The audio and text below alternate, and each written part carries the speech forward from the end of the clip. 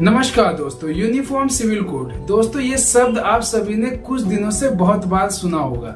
ये वो कोड है जो इन दिनों बहुत चर्चे का विषय बना हुआ है और जिसको लेकर देश में कई गुट बन चुके हैं। जी हाँ, कई लोग चाहते हैं कि ये यूसीसी देश में लागू हो, तो वहीं कुछ लोग इसके विरोध में भी हैं। इस कोड के जरिए देश में हर किसी के पास एक जैसे कानूनी अधिकार होंगे, लेकिन फिर भी सरकार आज तक इस कानून को लागू नहीं कर पाई है। तो चलिए दोस्तों, आज की इस वीडियो में बताते हैं कि आखिर ये है क्या यूनिफॉर्म सिविल कोड, जो कि इतना बड़ा मुद्दा बना हुआ है। और इसके साथ ही हम ये भी बताएंगे कि आखिर क्यों इस कानून का विरोध हर जगह हो रहा है और इसके बन जाने पर देश पर इसका क्या असर पड़ेगा। क्या है uniform civil code? Uniform civil code का मतलब है कि हर धर्म, जाति, संप्रदाय, वर्ग के लिए पूरे देश में एक जैसे कानून होंगे। साथ ही साथ सभी धार्मिक समुदायों के लिए शादी, तलाक, जायदाद और गोद लेने के लिए एक ही नियम होंगे और इसमें धर्म, संप्रदाय, जेंडर के आधार पर कोई भेदभाव नहीं किया जाएगा। दोस्तों, भारत में धर्म के आधार पर इन मुद्दों पर अलग अलग कानून है। हिंदू, मुस्लिम और ईसाइयों के लिए भारत में शादी, तलाक, प्रॉपर्टी के लिए कानून अलग अलग है। अलग अलग धर्मों के लोग अपने पर्सनल लॉ का पालन करते हैं, लेकिन यूसीसी के लागू होने से धर्मों के जो पर्सनल लॉ बने हुए हैं वो खत्म हो जाएंगे। ये पर्सनल लॉ भी बटे हुए हैं। मुस्लिम, ईसाई और पारसियों का अपना अपना पर्सनल लॉ है। वहीं पे हिंदू सिविल लॉ के तहत हिंदू, सिख, जैन और बौद्ध आते हैं। वहीं मुस्लिम पुरुष पर्सनल लॉ के चलते 4 शादियां कर सकते हैं, लेकिन वही बात हिंदू पुरुष की करें तो हिंदू मैरिड एक्ट के तहत पहली पत्नी के होते हुए दूसरी शादी करना अपराध माना जाता है। ऐसे में यूनिफॉर्म सिविल कोड को इंडिया में लागू किया जाता है तो एक ही कानून बन जाएगा जिसे दोनों धर्मों को मानना पड़ेगा। दोस्तों, फिलहाल ये मुद्दा पूरे देश में चर्चा का विषय बना हुआ है। कुछ लोग इसे लागू करवाना चाहते हैं तो कुछ नहीं, लेकिन ऐसा पहली बार नहीं है ये मुद्दा देश में छिड़ा हो। इससे पहले भी यह मुद्दा देश में उठ चुका है। भारत में संविधान सभा में 23 नवंबर 1948 में इस बात पर खूब बहस हुई थी।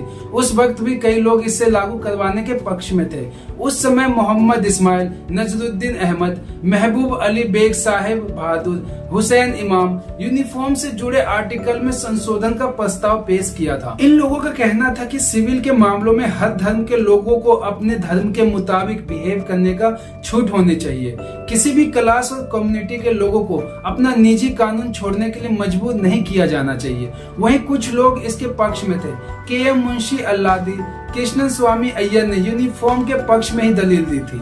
इसके साथ ही दोस्तों, संविधान निर्माण के सबसे महत्वपूर्ण रोल निभाने वाले डॉक्टर भीमराव अंबेडकर भी यूनिफॉर्म के समर्थन में थे। उस समय अंबेडकर का तर्क था कि देश में महिलाओं को समानता का अधिकार दिलाने के आधार से धार्मिक आधार पर बने नियमों में सुधार बहुत जरूरी है। उनका मानना था कि स्वतंत्र भारत में महिलाओं के स्वतंत्र और समानता के लिए समान नागरिक संहिता बहुत जरूरी है। लेकिन दोस्तों, मुस्लिम नेताओं के विरोध के कारण देश के पहले प्रधानमंत्री जवाहरलाल नेहरू यूसीसी पर अपने कदम आगे नहीं बढ़ाए। हालांकि 1954 और 55 के बीच भारी विरोध के बावजूद वो हिंदू कोड बिल लेकर आए। इसके बाद हिंदू विवाह कानून 1955, हिंदू उत्तराधिकारी कानून 1956, हिंदू दत्त ग्रहण और भरण पोषण कानून 1956 और हिंदू आवश्यकता और संरक्षता कानून 1956 लागू हुए, जिससे हिंदू, बौद्ध, जैन और सिख समुदाय के लोग शादी, तलाक, उत्तराधिकारी, गोद लेने जैसे नियम संसद में बने कानून से तय होने लगे। लेकिन मुस्लिम, पारसी, ईसाइयों को अपने अपने धार्मिक कानून के हिसाब से शादी, तलाक, उत्तराधिकार जैसे मुद्दों को निर्धारित करने का अधिकार बना रहा। लेकिन अब इसको खत्म करने के लिए यूनिफॉर्म सिविल कोड लाने की मांग उठ रही है। इस यूसीसी कोड के आने से भारत के सभी नागरिकों को एक जैसे अधिकार मिल जाएंगे, लेकिन इसके काफी विरोध के कारण सरकार को लागू करने में काफी दिक्कतें आती है। दोस्तों, इस यूसीसी का विरोध खासकर मुस्लिम समुदाय कर रही है। मुस्लिम समुदाय इस यूसीसी को धार्मिक मामलों में दखल मान रही है। दरअसल मुस्लिम पर्सनल बोर्ड लॉ के अनुसार शरीयत के आधार पर मुस्लिमों के लिए अलग से कानून तय होता है। इस यूसीसी का विरोध करने वाले मुस्लिम धर्म गुरुओं का मानना है कि इस यूसीसी की वजह से मुस्लिम पर्सनल लॉ बोर्ड का वजूद खतरे में पड़ जाएगा।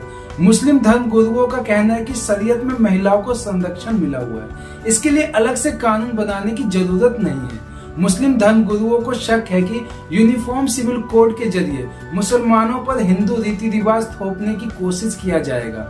इस यूसीसी पर बढ़ते विरोध के चलते ही भारत में ये कानून आज तक लागू नहीं हो पाया है। लेकिन दोस्तों, भारत कोई पहला देश नहीं है जो कि इस कानून को लागू करना चाहता है, बल्कि दुनिया में कई ऐसे देश है जहां पर ये पहले से ही कानून बना हुआ है, जिसमें पाकिस्तान, बांग्लादेश, तुर्की, इंडोनेशिया, मलेशिया, अमेरिका, मिस्र, सूडान, आयरलैंड जैसे देश शामिल हैं।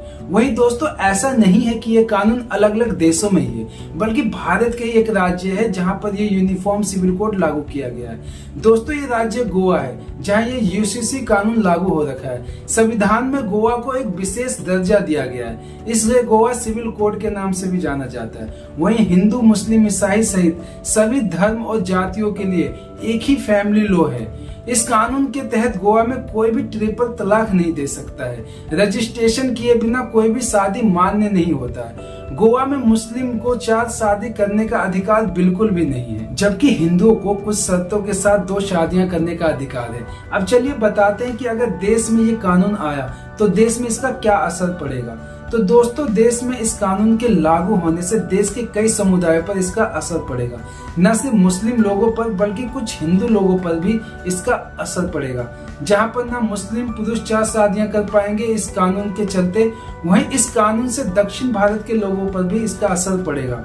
दरअसल दक्षिण भारत में फैमिली के बीच में शादियां हो सकती है। जैसे मुस्लिम समुदाय के लोग इस कोड के लागू होने से अपने कजन से शादी नहीं कर पाएंगे, वैसे ही दक्षिण भारत के हिंदू परिवार के लोग भी आपस में शादी नहीं कर पाएंगे।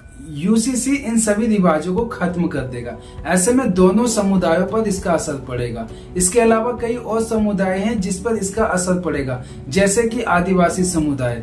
इनकी भी जनसंख्या भारत में लगभग 8% के आसपास है।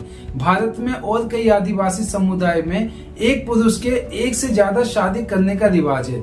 वहीं एक महिला की 1 से ज्यादा शादी हो सकती है और यहाँ पर इन शादियों की रजिस्ट्रेशन भी नहीं होते हैं।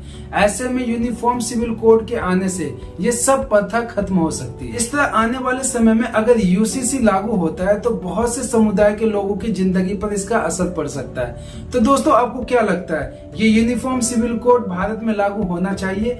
हमारे कमेंट बॉक्स में जरूर बताएं। और वीडियो आपको पसंद आया हो तो वीडियो को लाइक और सब्सक्राइब करना ना भूलें। अब हमें दीजिए इजाजत, हम फिर मिलेंगे किसी नए वीडियो में नए टॉपिक के साथ। जब तक के लिए नमस्कार।